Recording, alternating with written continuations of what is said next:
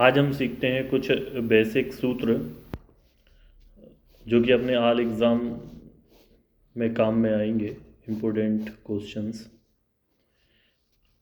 तो इसके अपन फॉर्मूले लेते हैं आज। जैसे वर्ग, ये वर्ग है।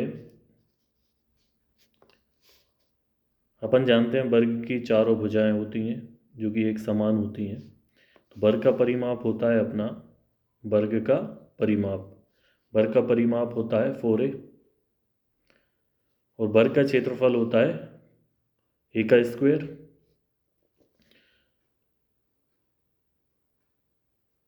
वर्ग की भुजा अगर अपन को निकालना होती है तो रूट क्षेत्रफल, मतलब अपन क्षेत्रफल का जो भी क्षेत्रफल दिया होगा उसका अगर अपन वर्गमूल निकाल लेते हैं तो अपनी भुजा प्राप्त हो जाती है।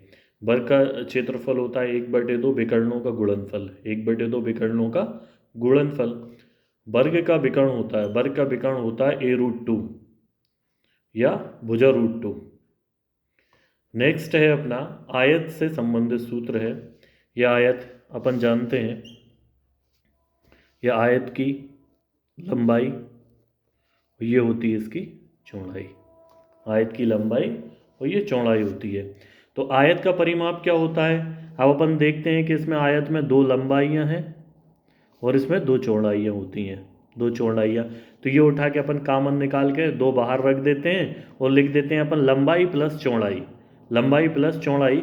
अगर अपन को आयत का परिमाप निकालना है तो अपन ऐसा भी लिख सकते हैं कि ये ए है, ये बी है, ये सी और ये डी है। तो अपन जानते हैं कोई भी चतुर्भुज है या त्रिभुज है तो जिसकी अपन भुजाओं का योग करते हैं, तो अपन को अगर इसका परिमाप निकालना है तो अपन इसे ऐसे भी लिख सकते हैं कि A B plus B C plus C A plus D A.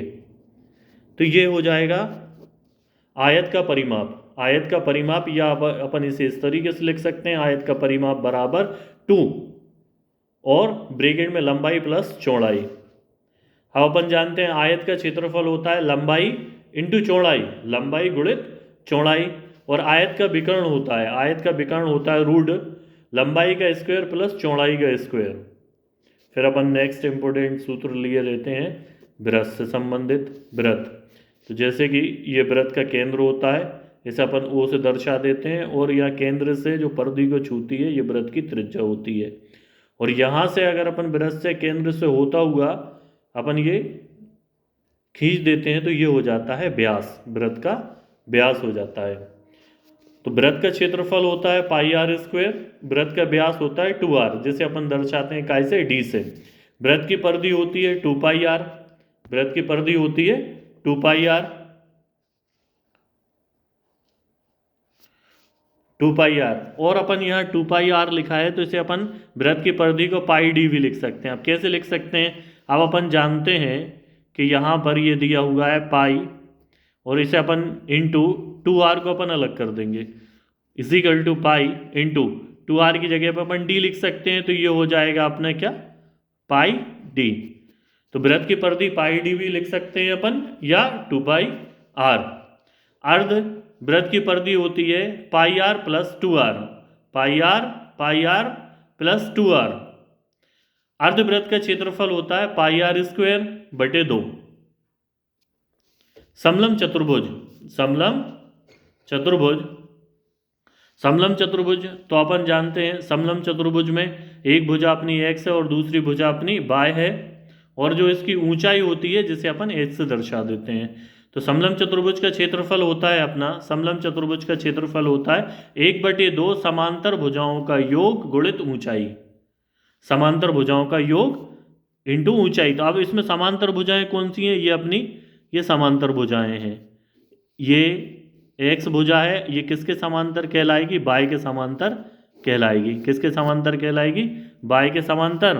तो अगर अपन को इसका क्षेत्रफल ज्ञात करना है तो अपन इसे 1/2 इंटू समांतर भुजाओं का योग, तो x प्लस y और इंटू कर देंगे h, h मतलब ऊंचाई। तो ये समांतर चतुर्भुज का, समलंब चतुर्भुज का क्षेत्रफल होता है। किसका होता है? समलंब चतुर्भुज का क्षेत्रफल का सूत्र है। इसके बाद फिर अपन देखते हैं समचतुर्भुज का क्षेत्रफल।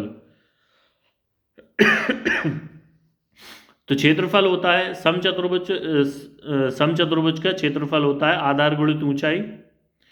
और सेकंड अपन इसे क्षेत्रफल का सूत्र लगा सकते हैं 1/2 पहला विकर्ण इंटू दूसरा विकर्ण। अपन इसे विकर्णों से भी ज्ञात कर सकते हैं समचतुर्भुज को। और इसका परिमाप होता है 4 इंटू भुजा, 4 इंटू भुजा। Okay, thank you. और अपन नेक्स्ट वीडियो में करेंगे।